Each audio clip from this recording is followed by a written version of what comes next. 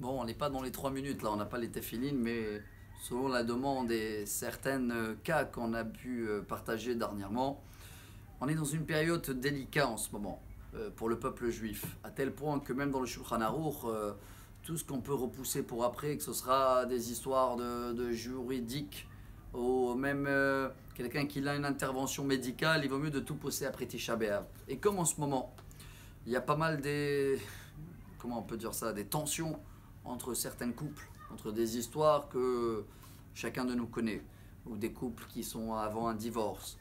Alors d'abord, selon cette halakha, bien sûr qu'il vaut mieux d'attendre pour prendre une décision jusqu'à après Tisha B'Av.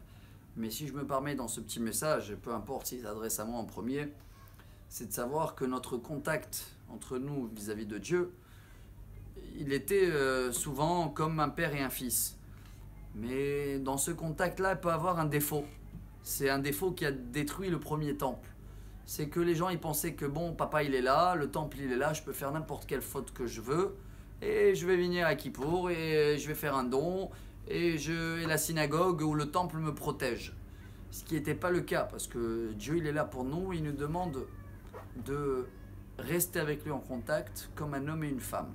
C'est ce qu'il dit le roi Salomon dans les Shir Hashirim, les cantiques des cantiques. Hinach yafar ayati ketirza. Comment c'est beau quand on est en contact avec Dieu, comme un amour d'un homme et une femme. Ce qui est grande différence, hein, parce que l'amour entre un père et un fils, même si on s'appelle une fois par mois, peu importe, une fois par semaine, on s'aime quand même, l'amour est stable. C'est un amour de sang, on ne peut pas se débarrasser, on ne peut pas se dégager.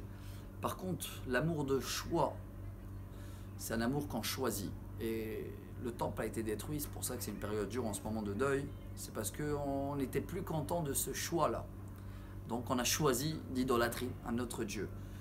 Et quand on a compris que Dieu c'est un choix royal, c'est un contact et un amour qui demande un téléphone, je pense minimum 3 fois par jour, hein, je ne sais pas combien les couples s'appellent aujourd'hui, mais dans les quelques secondes ou quelques minutes qui nous restent, si on peut essayer de comprendre, peu importe ce message qu'il arrive ou à des maris et à des femmes qui se trouvent dans cette situation, avant de prendre des décisions, comment notre vie de couple peut continuer, il faut se rappeler que voilà, c'est la même chose vis-à-vis de Dieu.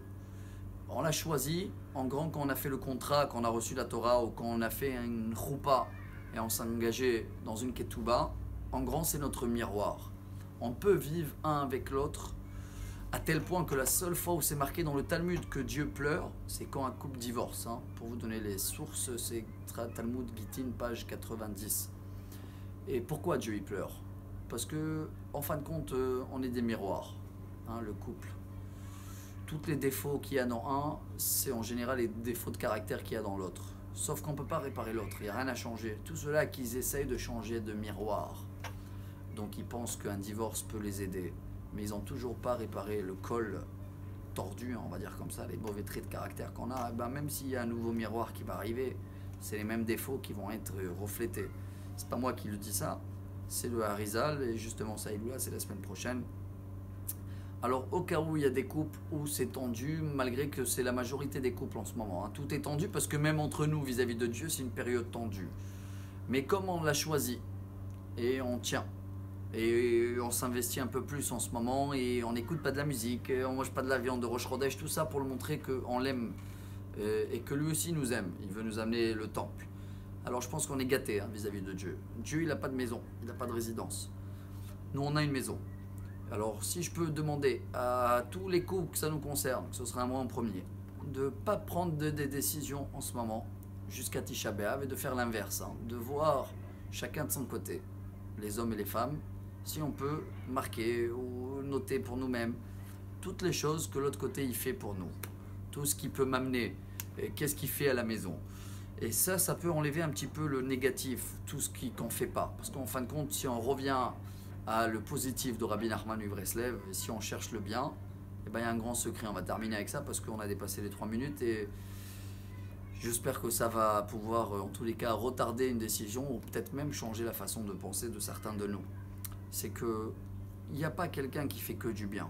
Il y a toujours du mal. D'un autre côté, il n'y a jamais quelqu'un qui fait que du mal, il n'y a que du bien. Le grand secret dans la vie, c'est de savoir observer le bon côté Car si celui-là qui fait que du bien, on va l'observer son mauvais, ça va l'influencer. Il va dire quoi? Il a vu que le mauvais, ça va le décourager. Alors j'arrête de faire du bien, de toute façon il ne voit pas le bien que je fais.